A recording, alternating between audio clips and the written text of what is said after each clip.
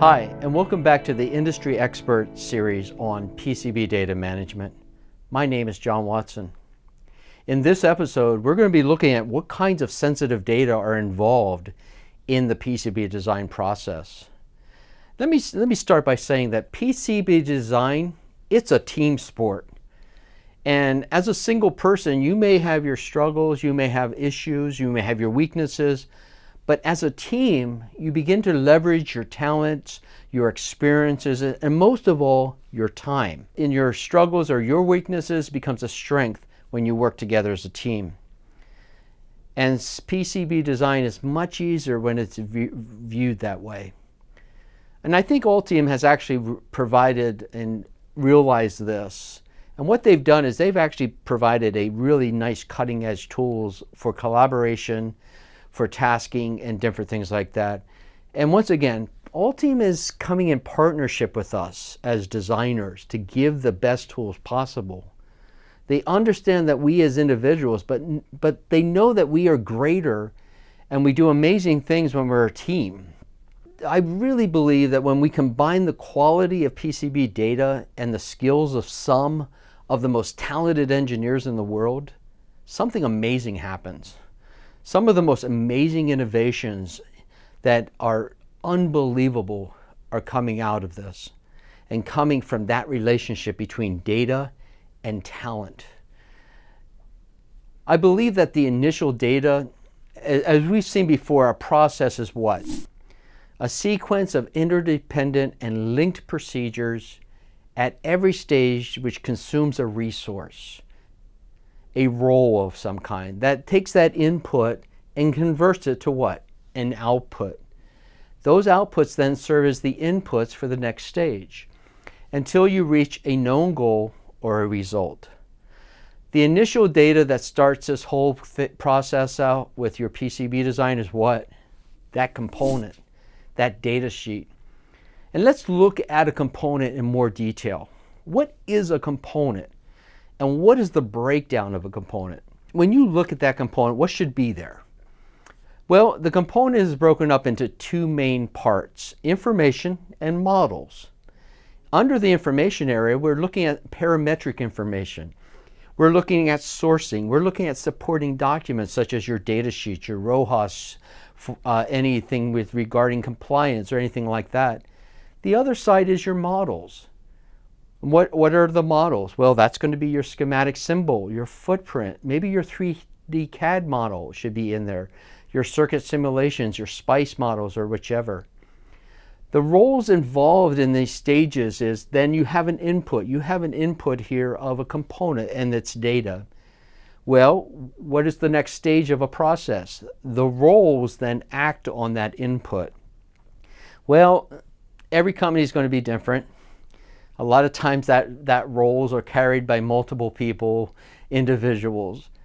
And understand that whatever that role is that different information is going to be needed by those individuals. For example, your electronic engineer, he may be interested when he looks at that component. He may be interested in the symbol, or he may be interested in doing schematic simulations or the parameters of some kind, maybe the supporting documents. But another role that someone has is, for example, the mechanical engineer. What's he interested in? Would he be interested, let's say, in the circuit simulations? Probably not. What he's going to actually be interested in is maybe, more importantly, the 3D models of that PCB. So understand, there are different roles. And your company, you're going to have different roles, different people, different data. Understand that each of those roles has an input, and with them acting on that input, they then what? Create an output for the next stage. So the most sensitive data in our PCB design process is the very back end, the PCB outputs. This, I can tell you, is probably one of the most nerve-wracking times when I'm doing a PCB design. When I'm about to release that fabrication data and the assembly data. That is nerve-wracking because I keep thinking, what did I miss? Did I miss anything?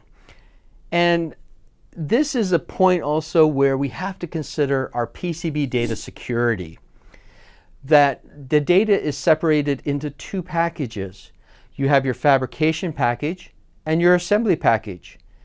This is done to protect your data. This is done that no single facility has all the data so that they could actually duplicate your design.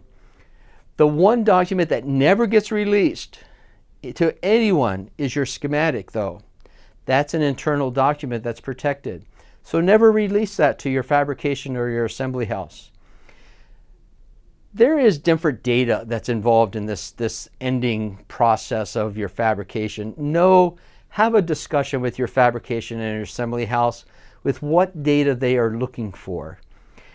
The technology is growing by leaps and bounds in this area, and I can tell you that it is changing.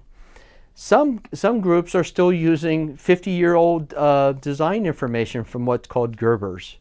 Others are actually able to use ODB++ or other information. So understand that you want to have a discussion with your fabrication, your assembly house. But understand this, that whatever Gerber packages that you give them, whatever fabrication data that you give them, the one document that will have to be there in your fabrication data is your fab drawing. Don't forget that. These are your instructions for your fab house. And I can tell you, if it's not in your fabrication drawing, most likely they won't do it. So understand that. The other package is your assembly data. The one document that must be there is your assembly drawing with their instructions. That's a requirement, and I would actually highly recommend that. Otherwise, the other data that goes along with those packages, discuss that with each of your facilities. Some of the key takeaways on this episode, I hope that you've seen that PCB design is a team sport. It's the backbone of every PCB design is that component and that first data sheet that you pull. Make sure that that information is correct, by the way. That component is made up of information and models, which is going to go to different people and different roles at different steps of the process.